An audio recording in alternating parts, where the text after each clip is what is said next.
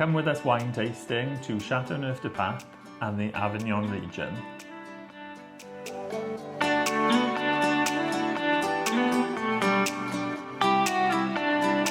Hi everyone, I'm Jordan. And I'm Andrew. And welcome back to the Solway Cannons. Today's episode is all about our cruise excursion from Marseille. So today we are visiting Châteauneuf du Pape, and then following that we headed into the Avignon region for some food and a bit of history today actually. Yeah, it was quite good actually, wasn't it? Yeah, I'm not a lover of France, let's just put that out there. Or wine. Or wine. So when Andrew said, let's do Marseille, I thought, okay. We did Marseille on our previous cruise, and I think it's fair to say we spent about 36 and a half minutes off the ship. I think on total, we were in Marseille for like 43 minutes. Yeah, it's probably our least favourite. Some people have like a really good experience. They do love it, we there, just though. didn't. Yeah. But this time, we did. So Andrew said, let's book a cruise excursion. Yeah. And I know the eye roll of, okay, let's give this a go. We hadn't really paid for many cruise excursions before. We normally go find our own way, don't we? Yeah, so for those of you that are new here, we recently did a Mediterranean cruise on P&O Arvia, and one of the stops was Marseille. So like we said, I guess before we got off and then got back on very quickly. Yeah. So we decided that we would do a cruise excursion. I really love wine. You really don't like wine. But you had a nice time, didn't you? I've got to say, it's one of the most memorable days we've done off the ship. I thought it was really good. Not like obviously drinking wine at 10:30 in the morning is fantastic anyway. But you were a bit half-cut as well. Well, yeah, like we did that. We did that. What's it called? Hyacinth bouquet, like TikTok, didn't we? Oh yeah. Like after lunch, and I did actually feel like a little bit half-cut. So I was actually the Dowager Lady, yes, that's homemade gooseberry wine. So how did you book it? Because you just told me we were going. Yeah, so we booked it directly with P&O. What, before we got on the ship or what? Before we got on the ship, yeah.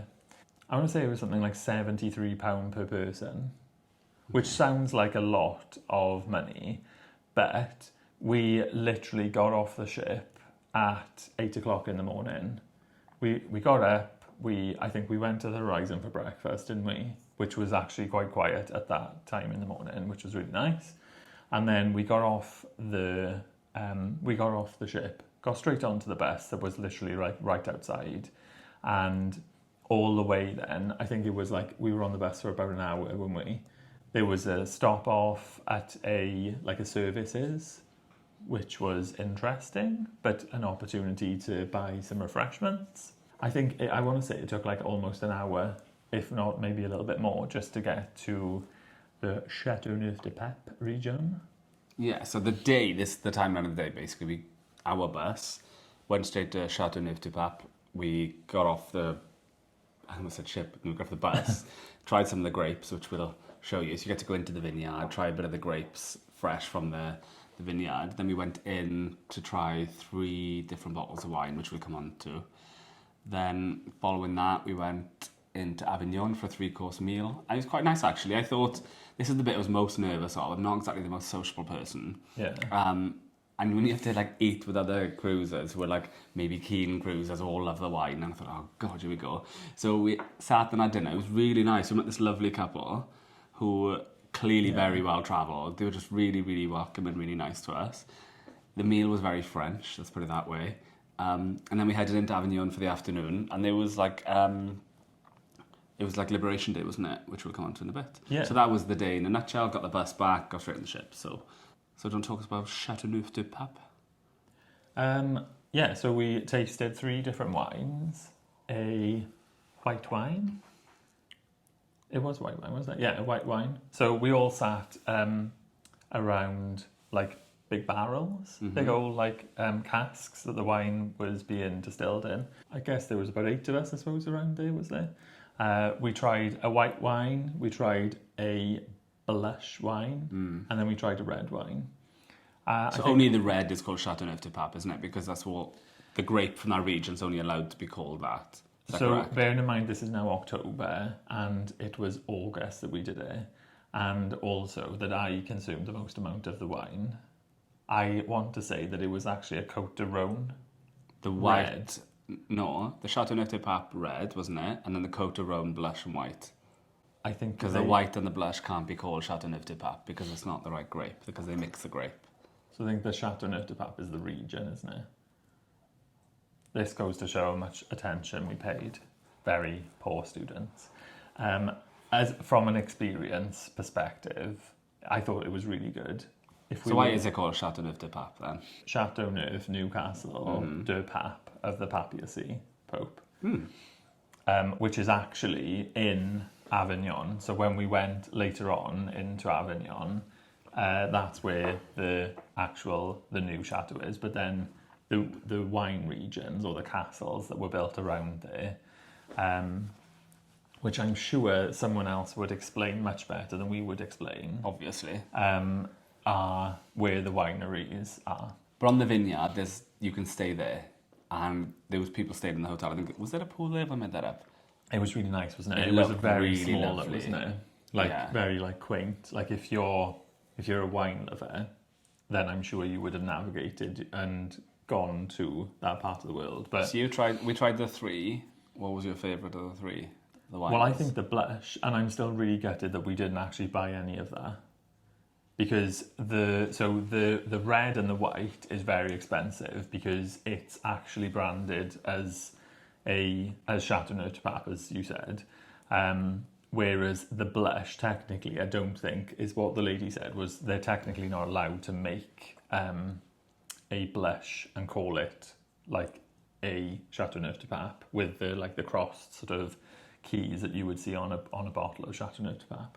So I think that was, I want to say it was something like €9, wasn't it? But it was very tasty. It was very light. Yeah, it was really cheap.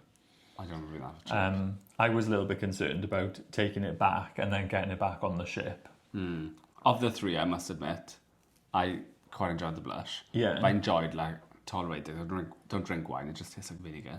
But that was really nice, that one. And it was really informative as to how you should drink wine and how you should pair wine with foods. So, but it wasn't too stuffy.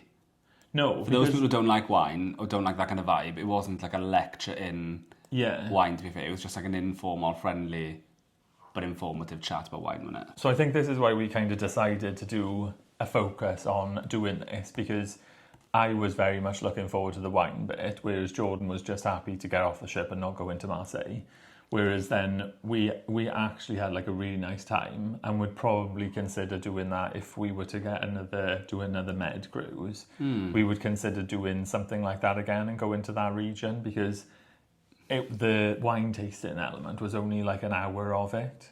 And that was with the tasting the grapes, being outside, having a bit of a... Yeah. So it wasn't that long. And it was really informative, I thought, and really quite interesting. And the people that we shared the barrel with...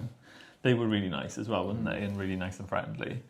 But then when we went into Avignon... I wasn't expecting Avignon to be like that, were you?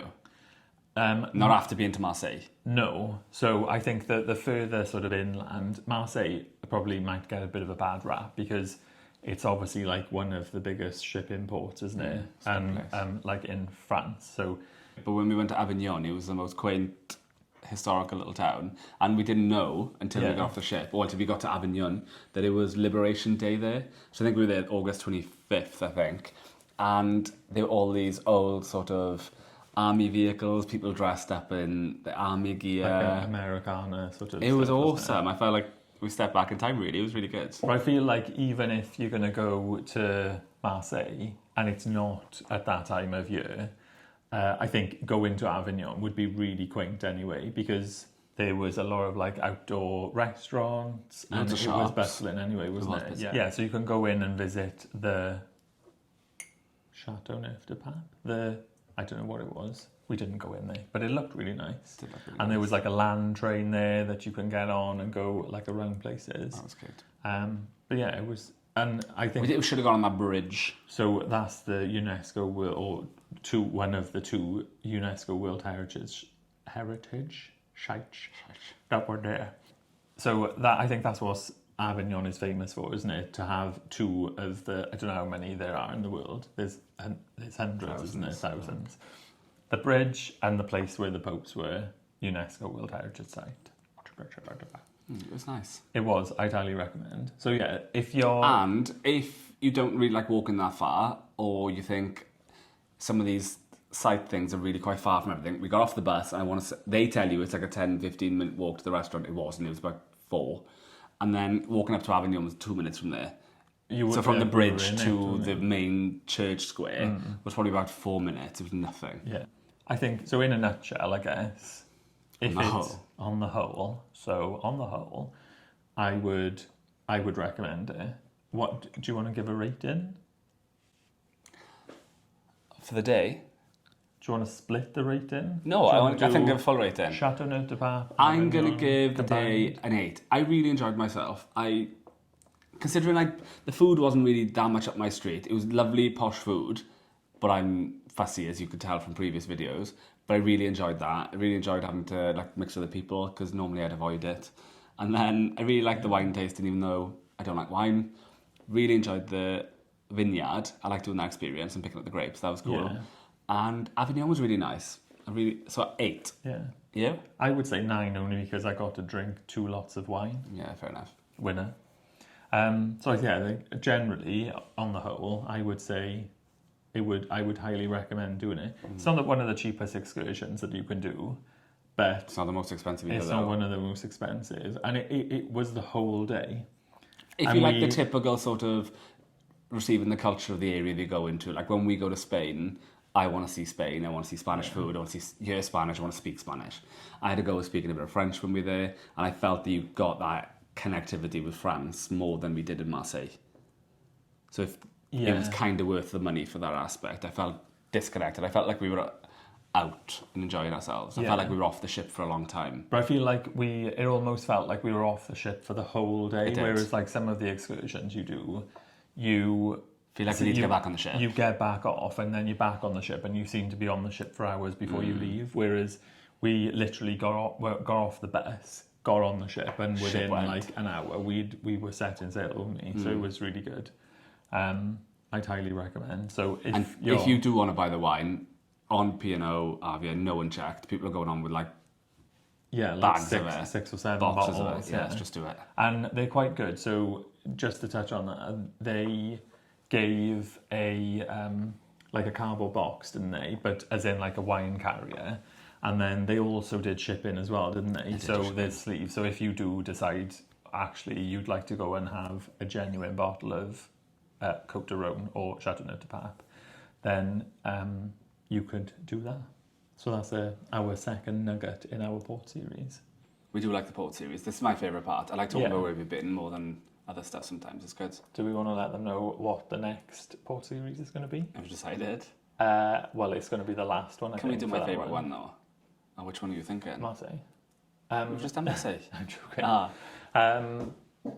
It's the next one is your favourite one. Yeah. Which is? You say? Barcelona. Barcelona. My favourite place. That's going to be difficult to pull that one together. It is. We've been to Barcelona quite a few times, and I feel like we're going to share the different stuff we've done in each one. But anyway, that's a different video.